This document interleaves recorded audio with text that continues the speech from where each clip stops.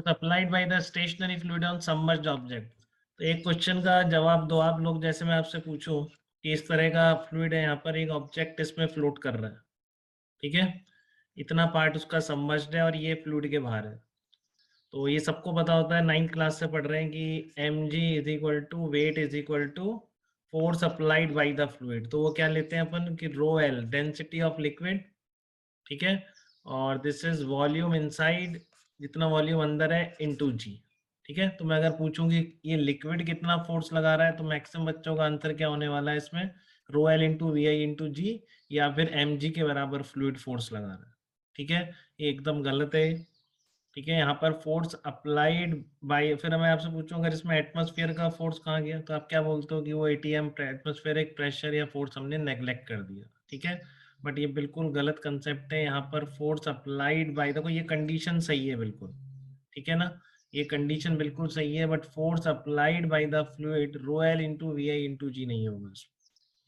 ठीक है, वो क्या होगा, अगर मान लो एटमॉस्फेरिक प्रेशर पी एटीएम है, तो force applied by the fluid होगा आपका rho L into V I into G plus atmospheric pressure into ये जो प्रोजेक्टेड एरिया यहाँ पर बन रहा है ये वाला। ठीक है ना, ये जो प्रोजेक्टेड एरिया बन रहा है इसको मैं बोल रहा हूँ एपी। तो this is the real expression for force applied by the liquid, ठीक है, ऑन दिस फ्लोटिंग ऑब्जेक्ट। तो अगर हमको यहाँ तक समझना है पूरा कि ये कैसे निकला, हम पूरा डिराइव करेंगे। ठीक है, बट स्टेप बाय स्टेप करते हैं। फर्स्ट केस में मैं आपको बताता हूँ कि एक तरह से मान लो ये लिक्विड में अगर कंप्लीटली सबमर्ज्ड ऑब्जेक्ट है, ठीक है, तो उस पर कितना फोर्स लग रहा है, फिर हम इस फ्लोटिंग ऑब्जेक्ट पर फोर्स निकाल पाएंगे। ठीक है, तो ध्यान से सुनना है जिससे आप इसको पूरी तरह से डिराइव कर पाए, क्योंकि ये बहुत जल्दी एडवांस में आने वाला है, देख लेना।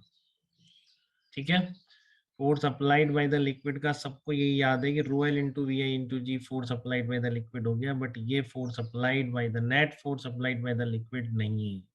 ठीक है, तो देख लेते हैं हम इसको कैसे करते हैं। देखो आप एक बार, पहले इसकी बता रहा हूँ मैं आपको कि कंप्लीटली सबमर्ज्ड ऑब्जेक्ट में फोर्स कैसे लगेगा।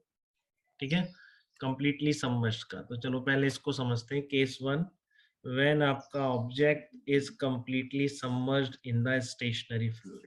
ठीक है, तो ये देखो इस तरह का है, यहाँ पर ये ऑब्जेक्ट है, किसी भी रैंडम शेप का कोई ऑब्जेक्ट है, कंप्लीटली सबमर्ज्ड है। इस पर निकालना है कि चारों तरफ का लिक्विड कितना फोर्स लगा रहा है। ठीक है, तो इसमें एक बात बताओ मुझे कि अगर मैं यहाँ पर एक बिल्कुल सेम वॉल्यूम का एक लिक्विड कंसीडर करूँ, उसी हाइट का है बिल्कुल, ठीक है, बट यहाँ पर ये क्या है, ऑब्जेक्ट है, इसकी जगह पूरे में लिक्विड भर रहा है, यही लिक्विड है। ठीक है, और सेम एलिमेंट, जैसे आपका ये सॉलिड है जो सबमर्ज्ड है। ठीक है, यहाँ पर मैं एक लिक्विड एलिमेंट मान रहा हूँ बिल्कुल सेम शेप का, जैसा बिल्कुल ये इसी तरह का एक लिक्विड एलिमेंट अगर कंसीडर करूँ। ठीक है, तो एक बात बताओ मुझे, इस लिक्विड एलिमेंट पर जो ये पूरा सराउंडिंग लिक्विड फोर्स लगा रहा है, क्या इस सॉलिड ऑब्जेक्ट पर भी वही फोर्स लगेगा क्या?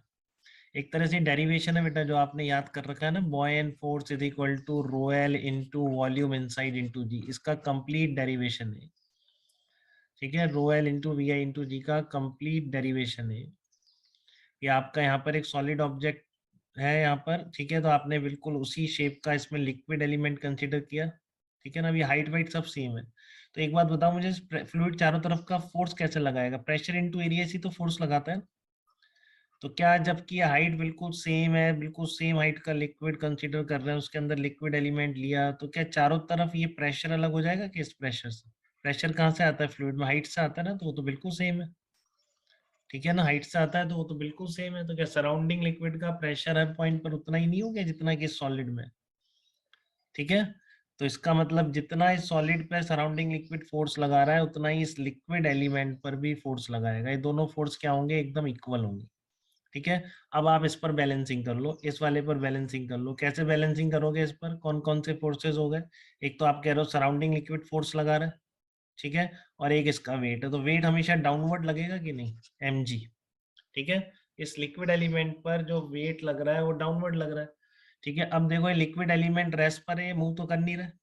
ठीक है, लिक्विड एलिमेंट यहाँ पर क्या रेस्ट पर है, तो इस पर नेट फोर्स 0 होना चाहिए। और दो ही फोर्स लग रहे हैं, एक तो वेट है और एक सराउंडिंग लिक्विड है। तो इसका मतलब क्या है कि सराउंडिंग लिक्विड का सारा फोर्स किसको बैलेंस कर रहा है, इस वेट को बैलेंस कर रहा है। तो लो आपके पास डायरेक्शन भी आ गई सराउंडिंग लिक्विड के फोर्स की, और मैग्नीट्यूड भी आ गया। मैग्नीट्यूड कितना हो जाएगा इस लिक्विड का जो वेट है, तो ये वेट कितना होगा, डेंसिटी ऑफ लिक्विड, और जितना वॉल्यूम इसका पूरा ये है, वॉल्यूम इनसाइड इसको मैं बोल रहा हूँ, ठीक है, पूरे सॉलिड का जो इनसाइड वॉल्यूम है, क्योंकि वॉल्यूम तो सॉलिड का ही ले रहे हैं, बट मास किसका लेंगे, लिक्विड का लेंगे, तो density of liquid into V तो मास हो गया इनटू जी, ठीक है। तो इसलिए आप बोलते हो कि कंप्लीटली सबमर्ज्ड में ये ठीक है कि फोर्स अप्लाइड कितना है, rho L into volume inside into, but partially submerged में जैसा मैंने बताया ये एक्सप्रेशन नहीं लगेगा, आप खुद ही कह दोगे, ठीक है। तो यहाँ से आपको क्लियर है कि force applied by the liquid, क्योंकि ये बात आपने पहले ही समझ ली थी, सॉलिड पर लिक्विड उतना ही फोर्स लगा रहा है जितना कि इस लिक्विड एलिमेंट पर लगा रहा है, ठीक है ना। तो इसलिए आपका क्या एक्सप्रेशन आ गया, force applied by the liquid is equal to rho L into V I into G. तो ये आपका फोर्स का एक्सप्रेशन हो गया, ठीक है, सराउंडिंग लिक्विड का, जबकि केस 1 ऑब्जेक्ट कंप्लीटली सबमर्ज्ड, ठीक है। अब हम उस पे आ रहे हैं कि जबकि आपका ऑब्जेक्ट कंप्लीटली सबमर्ज नहीं है, ठीक है, फ्लोटिंग वाली जो कंडीशन है, उसमें क्या हो रहा है देखो आप ध्यान से, ठीक है। केस नंबर 2 कंसीडर कर रहे हैं, जबकि आपका ऑब्जेक्ट कंप्लीटली सबमर्ज नहीं है, कुछ इस तरह का केस है, ठीक है ना। ये आपका लिक्विड है और ये आपका सॉलिड है इस तरह का, ठीक है। और अब इसमें भी वैसे ही करूंगा, देखो मैं इसमें भी वैसे ही करूंगा, इस पर आपको नेट फोर्स निकालना है बेटा, है ना।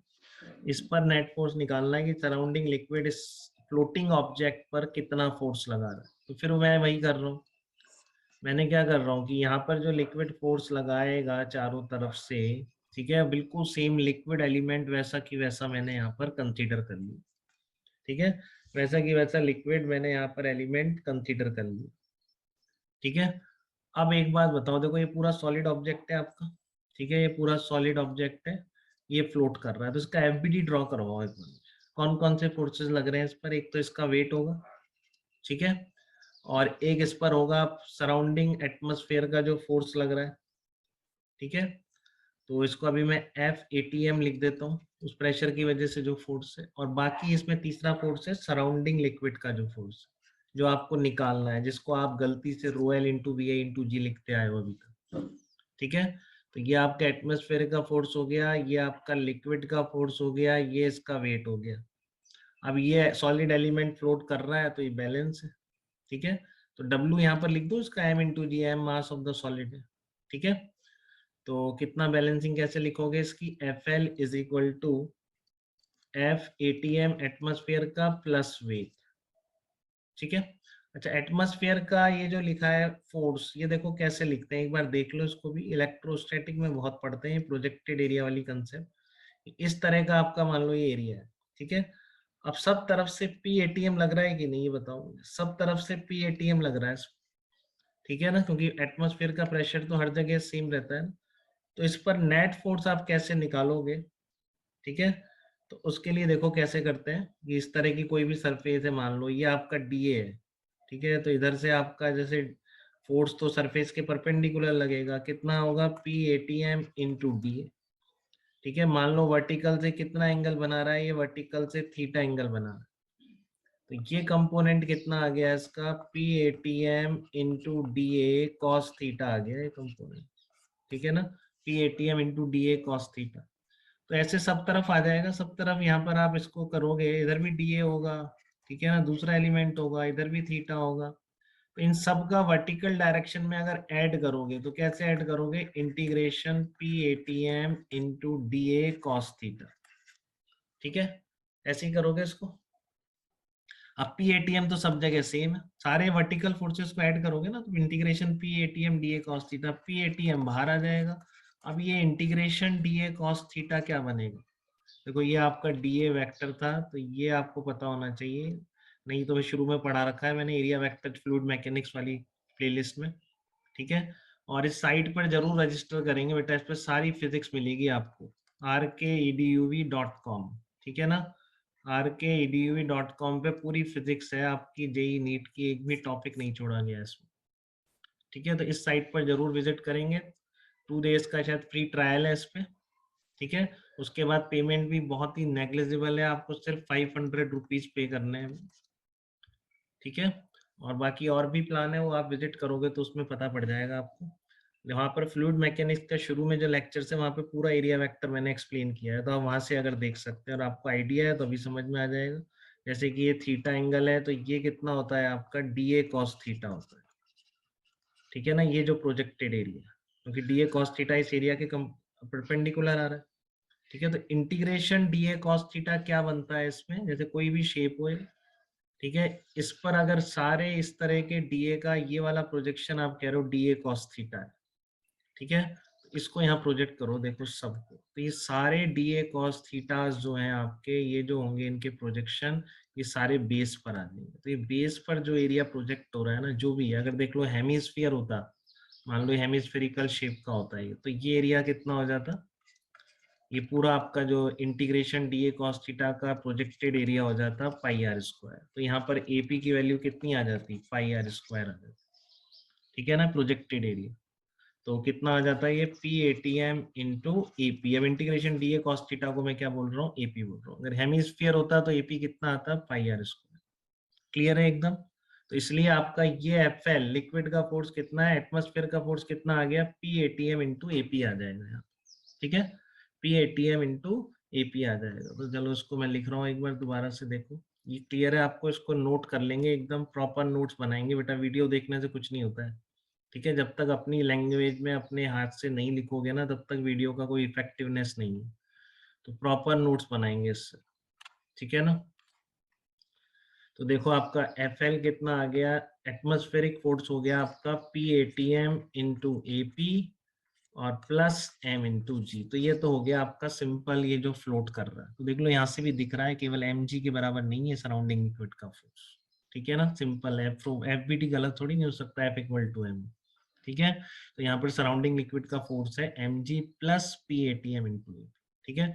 अब वो फ्लोटिंग कंडीशन जो आपने याद कर रखी है वो सही है, गलत नहीं कह रहा हूँ, ये बिल्कुल वैलिड रहेगी अगर ऑब्जेक्ट फ्लोट कर रहा है तो, ठीक है। M G is equal to rho L into V I into G, बिल्कुल वैलिड है। यहाँ पर वी आई क्या है, वॉल्यूम इनसाइड है, ये बिल्कुल भी गलत नहीं है, बिल्कुल सही है। बट ये मत बोलो कि जो सराउंडिंग लिक्विड का फोर्स है वो एम जी के बराबर है या rho L into V I into G के बराबर, ये मत बोलो, ये गलत है, ठीक है। तो ये कंडीशन निकालते हैं अपन पहले एक बार, तो अपने आप समझ जाएंगे। तो देखो फिर मैंने क्या किया, बिल्कुल ये लिक्विड एलिमेंट कंसीडर कर रहा हूँ, जैसा मैंने आपको भी बताया था, ठीक है।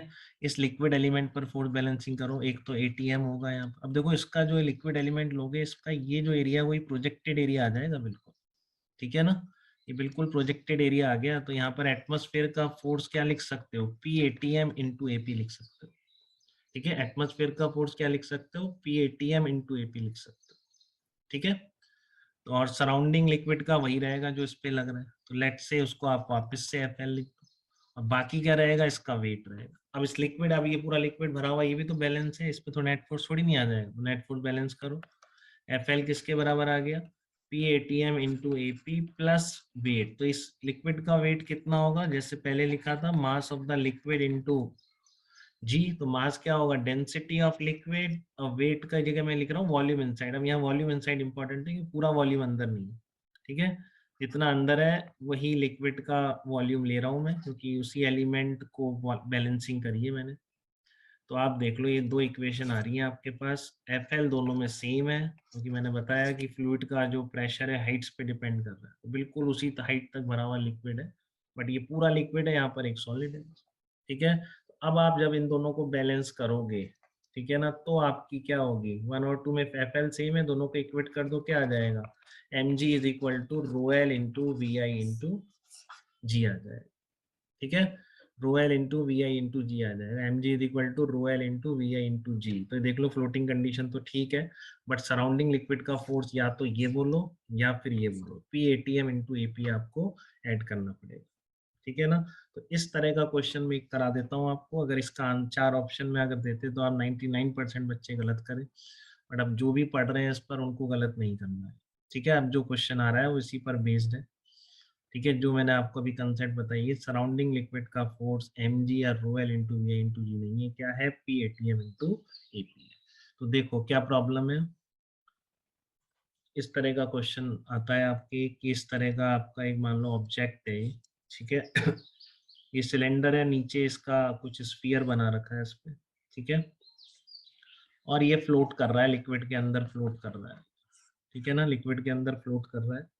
इसकी रेडियस यहाँ पर दे रखी है, कैपिटल आर दे रखी है रेडियस, ठीक है, रेडियस कितनी है, कैपिटल आर है इसकी, और इसका जो वॉल्यूम इनसाइड है दैट इज गिवन है आपको, टोटल वॉल्यूम ऑफ सबमर्ज्ड कितना है, वी आई बोल देते हैं इसको, वी टोटल वॉल्यूम सबमर्ज्ड है इसका, ठीक है।